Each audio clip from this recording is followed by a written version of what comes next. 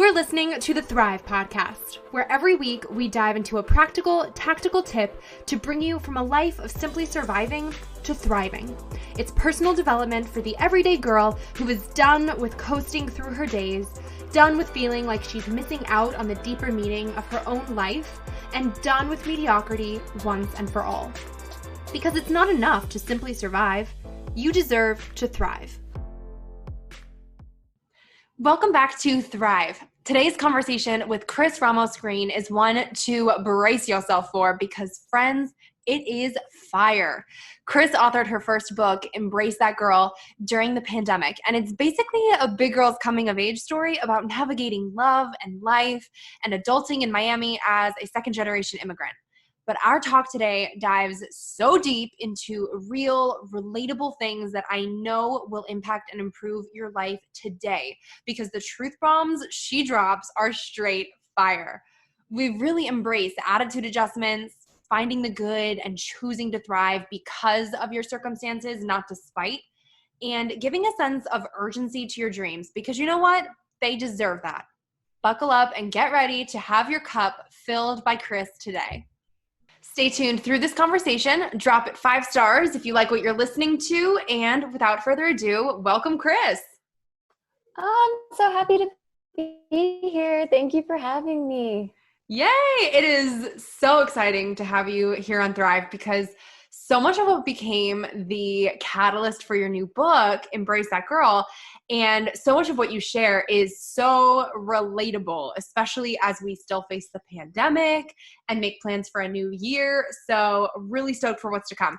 Kick us off by telling everyone all about you. I mean, you're a writer for Thought Catalog, The New Tropic, BuzzFeed Community. You are a Spanish-American author, parents born in Cuba, and you're like navigating love and life and adulting in Miami. And like you really managed to make the most out of the past few months to become a published pandemic author like me. So what is your story? Oh my God. I love that term, by the way, that you use, pandemic author. Totally. Yeah, I'm a pandemic author. We should own that. We should totally own that. We should, right? I think that's great. Okay, so I was born and raised in Miami. I am the daughter of 2 immigrants. My parents are Spanish and Cuban. They're both born in Cuba. So that upbringing definitely paints a lot of just like how I view the world, of course.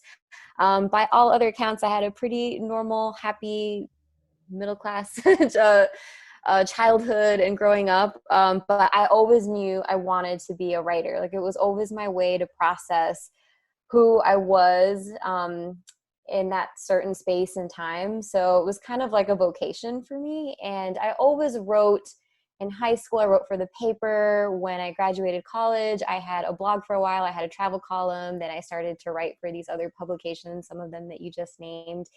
And though I still had my day job, I like slowly started to shift more towards this creative career path. And then I used the pandemic to write my book, and I moved from Miami to North Carolina. It was a busy couple of last years. So now I live in a place vastly different than where I grew up. I actually lived in Western North Carolina in a very small little mountain town.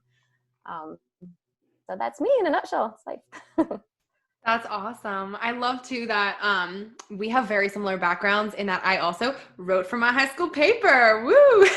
And had like, or it was like a paper, the county paper at the time, but same sort of thing in terms of really feeling like writing was more of a vocation and doing the blog and just always finding a way back to it as a creative outlet and as just honestly something more than just a creative outlet, really like a calling, like you said.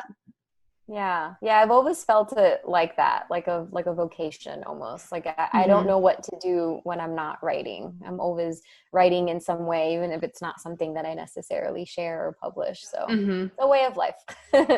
I love that. I know a lot of the impetus and inspiration behind your book too came from like a decade of feeling like you were living this life that was also just not what your high school and even college self had pictured, from, you know, working your first job in the financial crisis to living with your parents and being fresh out of a breakup. Talk to us about reframing expectations and getting past what feels like, honestly, quarter life crises, because especially since so much of 2020 has felt like one big unmet expectation and then some. That's such a great way to put it. Dumpster fire. My mind, but yeah, it's definitely, it's weird how life works sometimes where things are parallel. Because when I published this book, I was like, oh my God, I think I've done it at the worst time ever, because so much of what being an author and promoting a book, like what that looked like in my mind, had to do with like in-person events and signings and, connecting with people and going to workshops or, whatever, getting my work out there. And I was like, I've just done this at the worst time ever. But it actually ended up being kind of like the perfect time, because there are so many parallels that I never thought about, like that I dealt with, even going through that financial crisis, like that circumstance that I was kind of thrust into. I know a lot of people are in that circumstance now, like for sure grads. I mean, they have it worse than arguably I'd say I would, but yeah, it's definitely scratched on that quarter life crisis feeling this year. But I feel like what that makes me think about, okay, so like there's this tough love advice that I've received before, and I've thought about it now as you were like asking the question. And it's called, or it says, that happened, so what, now what? Which I know sounds like a bit harsh, but I guess in my experience, like I'm a really analytic, like overthinker.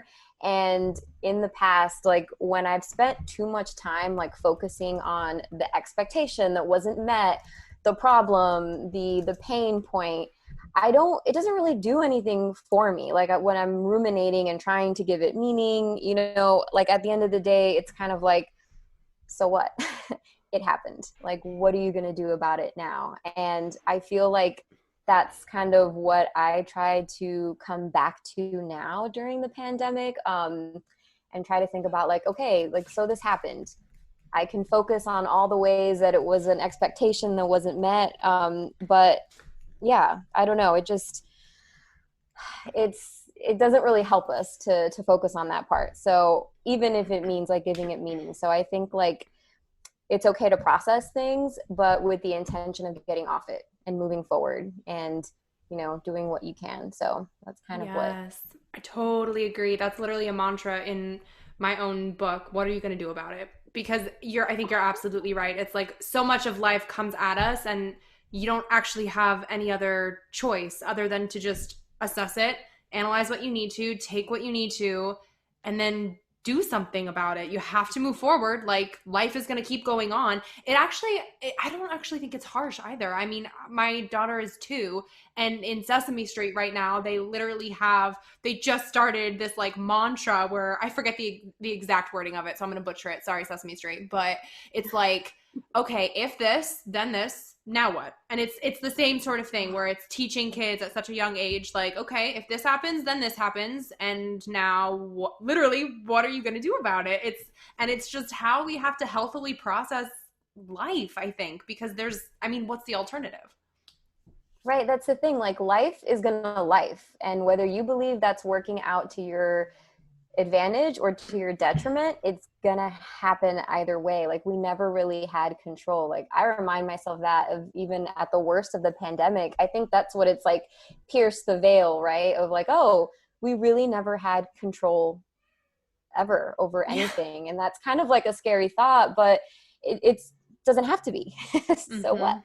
Now what, It's true. And it really is all about that perspective shift, because life is either happening to you or for you. And it's really up to you which of those two mindsets you take on. If you're just a victim to whatever the universe is throwing at you, or if you are someone who believes that, you know what, things in life are happening for me. What can I learn from this? Like you could have just gone through the crappiest thing on the face of planet Earth.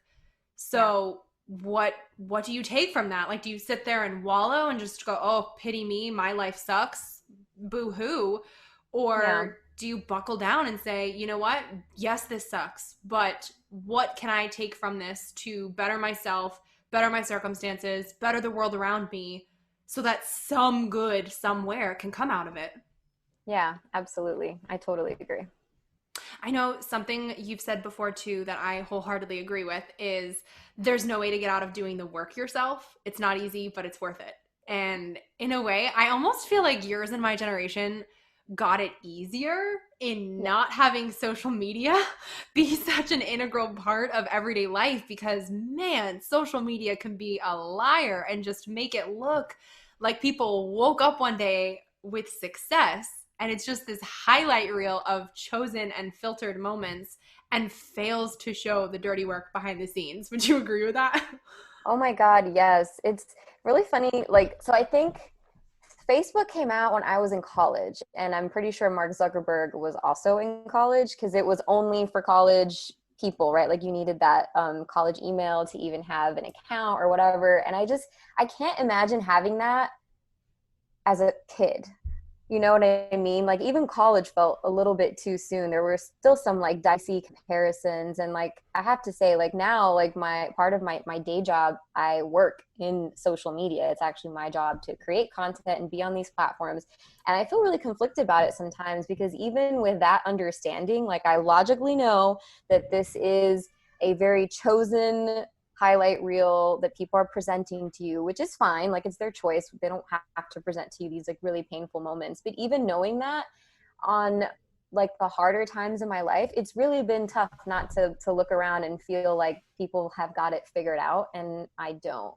And so I have to agree. I think that, you know, it's been like an incredibly powerful tool for sharing. And as an author, like I can't deny that it isn't really a wonderful way to get like my work out there and connect with people about it. But yeah, it can be really hard if you don't have that like perspective. And I think when you're so young in those like formative years, I mean, the 20s still felt like I was maturing, but not like that, you know? And so I have to say, I think we did have it pretty easy and not having that so accessible, like so early on. Mm-hmm.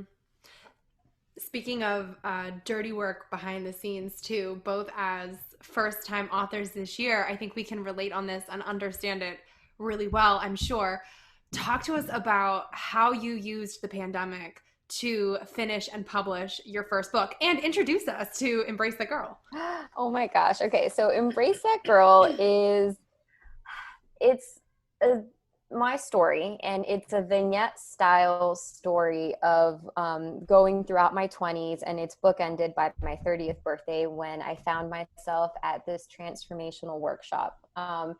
And specifically, what I learned at this workshop, this perspective, totally changed the way that I looked back at my 20s, and specifically in accepting and embracing even the most embarrassing parts, because we've all been that girl at some point in our lives. And so it was really cool to write that during the pandemic. I have a funny story about how like I found myself in the pandemic. It's related to this. So the workshop that I was at, it was the first part of a 3-part series. And as luck would have it, a lot of time passed between taking that first part and the second part. And so I went to the second part with my husband. It was like March 9th of this year. And it's like a 5-day workshop. Like you're really in it. I'm not checking my phone. I'm only like, you know, maybe texting back like my parents or someone with something important. Like I'm not watching the news or anything like that. 5 days later, it's like, you know, mid-March, and we're like stopping by Target on the way home, and we don't understand why there's no toilet paper, and we just haven't like seen the news yet. So we literally got home, right? And I'm feeling very personally like empowered, motivated, ready Oh to go, no. extremely clear, super empowered. And then we get home and we turn on the news and we're like, shit. Like, and then we had to stay home. It was like that was real lockdown when it happened, and it was a super jarring experience because it's like I found myself in many ways again after one of these workshops, but this time at home and revisiting this book. So I thought it was an interesting experience, but I did think it was super helpful for like a few reasons. Like one, obviously the time spent at home, as much as that probably drove me crazy at some points, I feel like really helped literally provide the space to finish this book. But more than anything, I also feel like maybe you can relate. Like, I feel like it wasn't just having the space, but I think a lot of people at home without, you run out of Netflix at some point, you run out of binging shows. Um, Everyone was in like a really self-reflective place. And I was thinking about who I have been, who I can be. And it really helped me access a lot more vulnerability. So I did a lot of rewriting, and my book grew twice the size during the pandemic. And I think ultimately I'm really happy because it was in service of like that final work. Like, it just felt like I really poured that honesty. And yeah, like it just provided clarity, I have to say. So I'm oddly grateful in some weird way for this pandemic and it being an author. It also gave me a sense of urgency. And I don't think I ever gave, even though this was like a really important goal for myself, it was really easy to like put it off because there was something more important or I was scared. And like our dreams really do deserve to have the same energy and sense of urgency. Like it matters the most, like someone's life depends on it, and at that time, I mean, it's really sad, but a lot of people's lives were ending. I mean, it was more of a mystery. We know a little bit more about COVID now, but at that time we really didn't know, and it felt like, holy crap, like the time is now. So I felt like I had a lot of space and reflection, but a lot of motivation and just like real life, like, okay, no, you have to live your life like it's right now. And this is the time to get this story out. So you're totally pandemic right. authors. Yeah, I mean, you're absolutely right too. And it kind of ties back to what we just said also, in it really being a lot about your perspective, because even looking back on 2020 now, as people are already doing, everyone is calling it, such a dumpster fire of a year, so horrible, which for many people, for many reasons, it absolutely and undeniably was. But like you said, there was still good woven into that, and there were still lessons to be learned that were learned and that continue to be learned. So it's one of those things where you can look back and be like, all right, write it off, never again. But the truth and the reality of it is that we don't actually know what future years will be. There could be a continuation of this pandemic, there could be a totally different pandemic. Like, bad shit happens all the time. We all know that. So like you said too, we don't have control over any of it. And it's really just about being able to choose the perspective of growth and of getting better. And like you said, giving your dreams a sense of urgency that they, quite frankly, deserve, because you just never know what the next year is going to be. So if you're putting it off until someday might be a different pandemic. You really don't know. So you might as well take advantage of this one. Yeah, I totally feel that,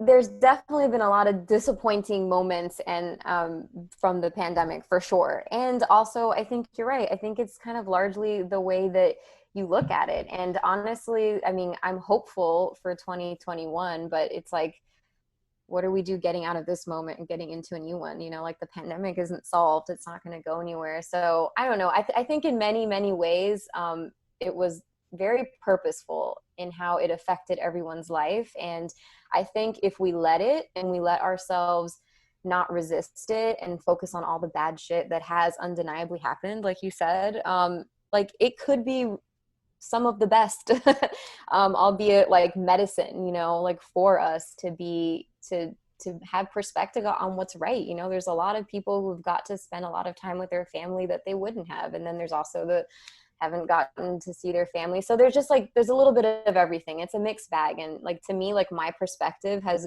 really saved 2020 for me. I think I would have been a lot more miserable had I not chosen to every day, even if I didn't feel like it, try to find like how this is happening for me, Absolutely. I want to read a quick blurb too from your book that just has so much punch to it, I think. And it was a little retelling of a part of the seminar that you just mentioned that you did go to on your 30th birthday. So I'll tell everyone what the speaker said and what you wrote. So it goes, comfort arrives as a guest, stays as a host, and remains to enslave you. He lets us sit in the air as we all presumably take a scan of our lives and decide to trust him. Yes, it's true. Comfort has been an unwelcome guest, keeping me in a strange purgatory, a state that's not exactly painful, but not joyful. What I mean to say is, my life is good with short bursts of greatness, but mostly filled with days that feel like the real things I want are out of my reach. So, like, mic drop for you right there. That's awesome.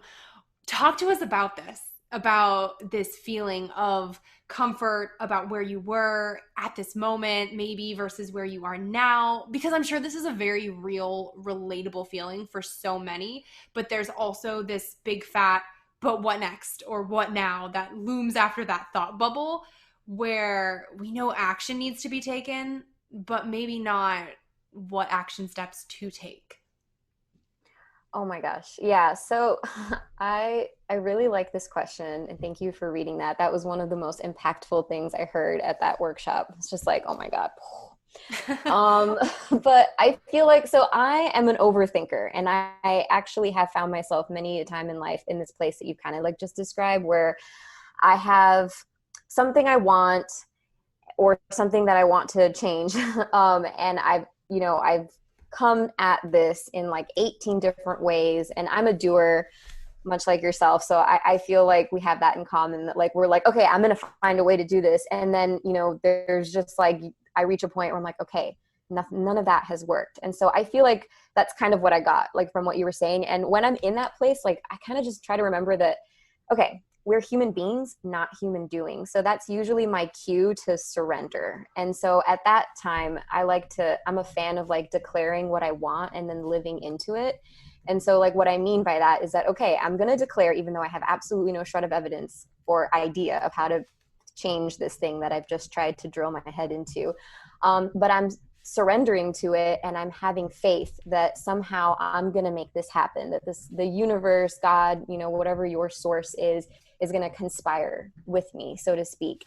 And I find that when we're in that state, the right things come to you. And when I am surrendered and having faith that it's going to work out, I'm relaxed. And when I'm relaxed, I think really clearly. And when an opportunity presents itself, I'm able to recognize it and then take the action that's needed. So it's not all like daydreaming. It's like, no, there needs to be action. But when I'm in a super frazzled state and I'm trying to figure out what next, I know I want to do some things, so that's good, that's working, but like, I just don't know what to do, then I'm not thinking clearly. Then all the opportunities can like walk by you, land on your lap, literally, and you just won't recognize them that way because you're not clear. So I feel like I try to remind myself of that. And it's not easy, to be honest. It's more comfortable and familiar to get frazzled and to focus on the thing that's really gotten you either upset, or maybe not upset, maybe just a problem that you want to solve or whatever, but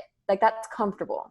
But like that guy said, kind of like remains, it comes as a guest, remains and save you. I'm not even going to try to paraphrase that, but he was just so great when he said that. And that's what I take from it. I take this sense of really powerful surrender and faith that it's going to work out. And that usually helps guide me. And then I'm able to take the action that makes sense to make it happen, That is so, so good. And I love that you just touched on the fact that feeling frazzled can be a comfort zone, because I've experienced that myself. You and I are so similar. I've experienced that myself, and I've had that talk with my husband so many times where I'm like, if I am in this burnt out, frazzled state, sometimes I need to take a step back and like look at my own world around me. And chances are there's like chaos on my desk, in our room, like everywhere in the house, and just like feeling frazzled about things, and I'm just worked up. And sometimes I'll just get myself to that place and exist there, and then wonder why things aren't getting better or improving in a different direction. But it's like you can keep putting yourself back in that state for some reason. And I mean, that's like a whole other psychological deep dive for so many of us, like why that is. But it's so true that in and of itself can almost be comfortable, as uncomfortable of a physical state that can be, if that makes sense. Like, it's something where just like being in that state, and maybe for some people it's like complaining. Like, complaining is something that you do all the time.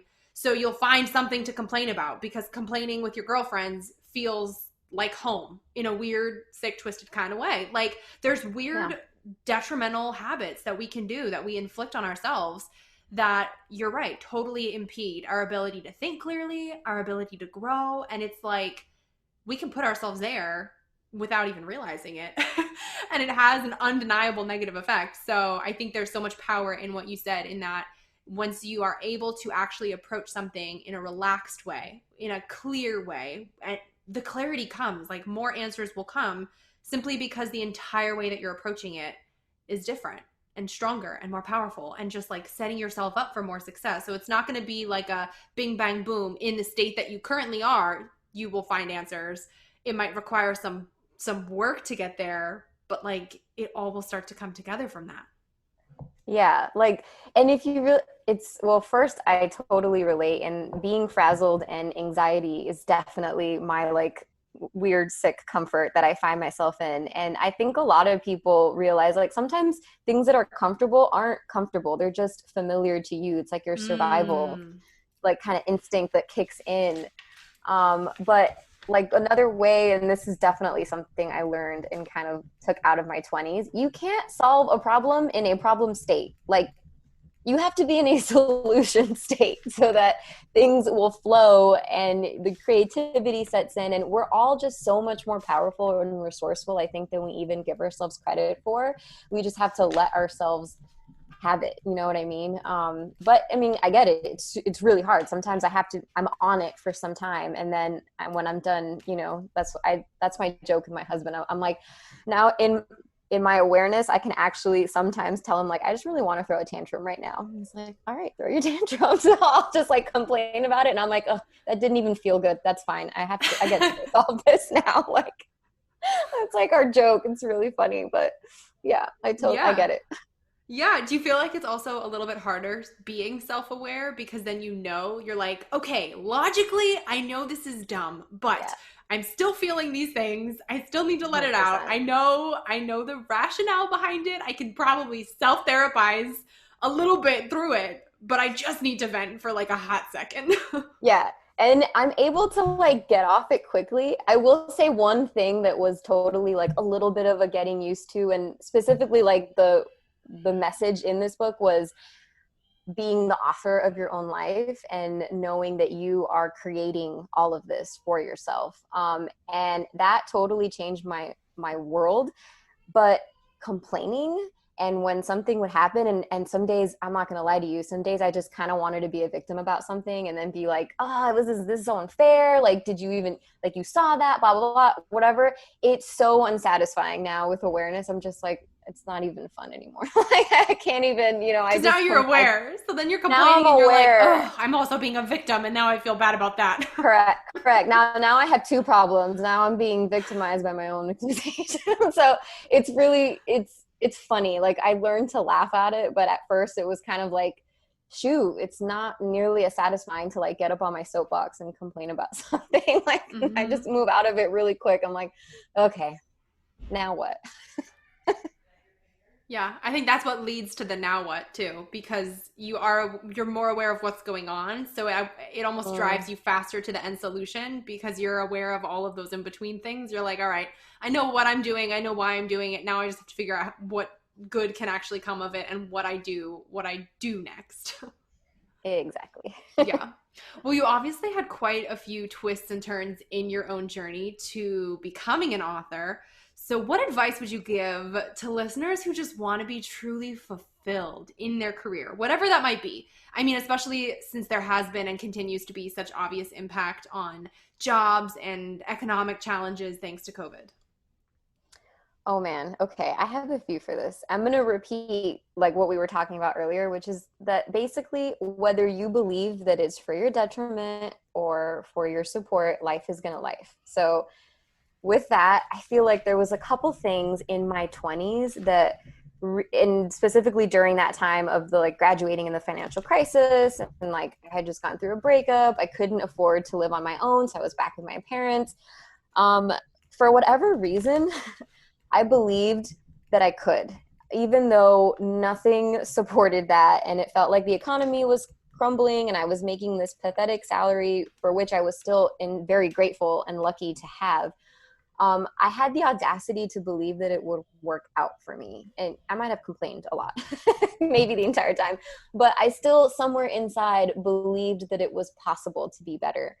I think I would also say that choose to believe that and thrive in not despite the circumstances, but because of them. And I feel like every decision that I made in the context of that economic depression was really in service. And I see that now, and I didn't see it back then. So I try to think about that even now. Like, you can't see it now. I don't have a crystal ball. I don't know ultimately how this will be in service. Like, I have some tangible results of that in my book, but I can make up all kinds of stories there, even of like, maybe I launched it at the wrong time and it'll never get the track. Like, you can make up whatever story you want about it. Like you were saying before, like, you're really at choice whether or not you think that this is good or this is, you're being a victim. And the last thing that I will say, which I believe so strongly, you cannot have a breakthrough without a breakdown. So when the whole world seemed at that point was kind of crumbling, and in many ways, like a lot of things in my own world, my own personal beliefs, and the way that I viewed who I was in the world felt like they were crumbling. Like, sometimes it's okay, even though it's scary and it feels like there's a lot of uncertainty and things are breaking that were once things that you might have held true, whether those are beliefs or establishments or whatever. It's really scary, but that's what makes room for something better to come. So I remember that, like, and I kind of do in a way feel like this pandemic, and maybe even this year, things outside of the pandemic that we, have been going on in the world, like, we're in a collective breakdown, and that sucks. But I feel really like strongly, and I have faith in that the breakthrough is coming. Like, this is purposeful. Things need to break so that they can be made new again. So I think those would be like the 3 things that I would say to people now. Just have faith. Cris, that was so good. I was literally just taking notes on what you were saying because I'm like, ooh, zinger, zinger, zinger. It's so true. People forget this. Like, we forget this all the time. If you could just look at seasons, like how nature works. Nothing is just this upward, constant, positive trajectory where someone starts and is like, all right, I'm going to become successful now because I've decided to, and now I'm just going to step up on a ramp and like escort myself to the pinnacle. Like, it just doesn't, that's just not how it works. It's not how anything works. So you can absolutely blossom in your personal springtime, but you're also going to have a winter where it's pretty barren. Like, we all have seasons, and oh my goodness, I just absolutely love that, because I also feel like if you truly look at the life stories and paths and trajectories of really admirable known people in the world, there is always some sort of massive breakdown, so to speak, that happened in their life, in their career, whatever, before they became what they are now known for. It's like, and those stories don't get nearly as much attention once they're famous people. But I mean, we've heard that all the time, like how many times J.K. Rowling had to pitch Harry Potter before it became a thing, or how many times Thomas Edison tried the light bulb before it became a thing. Like, there's so much failure that comes before the tipping point for people. It just never gets the same attention. But for that person in the moment, I'm sure it felt like the world was coming to an end. So it's really just what you do with the breakdown while it's happening, and if you choose to look at it as something that's going to destroy you or as something that's going to empower you and push you closer to that breakthrough. Yeah, it's so yes to everything you just said. I thought that was awesome. And have you ever heard of The Artist's Way? I don't think so. No? Oh my gosh, I think you might really like it. It's this book, and it is a 12-week course. It's like you read a chapter a week, and then there's certain tasks and things to think about. But anyway, it's all about looking at yourself and living a more creative and intentional life. And like, it's all about creativity. But anyways, there's this one, I was just reading it this week. I'm on week 6, and she had this incredible blurb, and she's like, oftentimes people think about like how like point A and then, your Z being success, and like that there's all this footwork, and that they're just going to like, follow the right steps, and then that's how they're going to get there. And she's like, I have found that that is not the case for success, and that most of the time it actually looks like you're shaking an apple tree and an orange falls out. So like your task is to look at the orange and be gracious and accepting and go with it, you know? And I thought that was such a perfect way, and it kind of reminded me of what you were talking about almost. It's like, yeah, sometimes people think they're just going to go up to the pinnacle and like, I'm going to be successful. I'm going to be like a bestseller. So I'm just going to like walk my happy ass right up there and just give myself all this stuff. And it doesn't happen. Sometimes like you shake the apple tree and you get an orange, and it's like, okay, what are you going to do with it? Mm-hmm. I love that. I'm such a visual person, and I love that metaphor and that image that you just gave with shaking an apple tree and an orange falls out. Because my first thought was like, that's perfectly good orange. So if you were expecting, right? Like if you were expecting and wanting an apple, you would look at that and you'd be like, what the hell is this? This is the worst thing that could ever happen to me. It's not at all what I was expecting or what I was hoping for. I worked so hard to make the apple tree. Like, where's I'd be like, where is my Honeycrisp? And you would and you'd be like, I'm throwing this away. Not what I wanted, not what I needed. Like, God, where are you? I wanted an apple. And he'd be like, but dude, there's a lot that you can still get from the orange. The orange is still juicy. The orange is still zesty and tasty and delicious. Like, correct. You're just going to throw it away? Right. Are you going to throw it away because it wasn't what you expected? Or are you still going to enjoy it, have a different experience, but still have something that nourishes you in some way? Like, wow, look at this. Look at how we just took this metaphor. Right. And now it's a life lesson. So like, right? Like there's how many of us orange. Yeah, like how many of us were shaking our orange of 2020 and then the orange dropped in March and we were like, well, crap, this isn't good, and just like called it quits on the entire year versus people who are still like, you know what? It might not be what I was expecting, but dang, I'm going to squeeze this orange for all it's worth and try to get something good from it, because what other choice do I have? Yeah, exactly. Yeah. Well, on that note, I want to close things off by asking you a question that I ask all guests who come on Thrive. And that is, what does thrive mean to you? And how do you strive to thrive in your own everyday life? Oh my gosh. I really love the word thrive. As a matter of fact, when I first came upon it and that was the name of your podcast, I was like, I'm going to really like this girl. This is a great word. But I think like what it means for me is a lot about what we talked about, like thriving not in spite of your circumstances, but because of them. And by circumstances, I equally echo your story. There's actually a quote that I'm not going to read it because it's at the very end of my book, but I use the word thrive. And I'm looking back and I'm contending with this person that I am, that I've not accepted I didn't accept a lot of parts of myself. And I sat there and it was my 30th birthday. I'm at this seminar and it just really hit me that I would place all this blame on not having done enough of one thing or pursued something in a certain way or had success in some of the things I thought that I did. And it was really important in that moment that I just knew that I really like accepted myself and loved myself. And I was like, I'm not here despite you. I'm here because of you, because of every decision you ever made. And so that's kind of what it means for me. I love that so much. Well, Cris, thank you so much for being on Thrive. This has been so absurdly enjoyable. So I hope that everybody else listening was taking notes and soaking it all up too.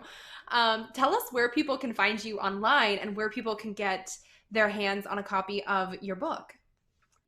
My book, probably the easiest way to find Embrace That Girl is Amazon.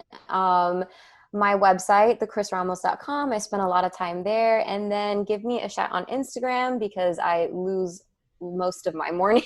So like just on Instagram, and I'm at Cris R. Greene.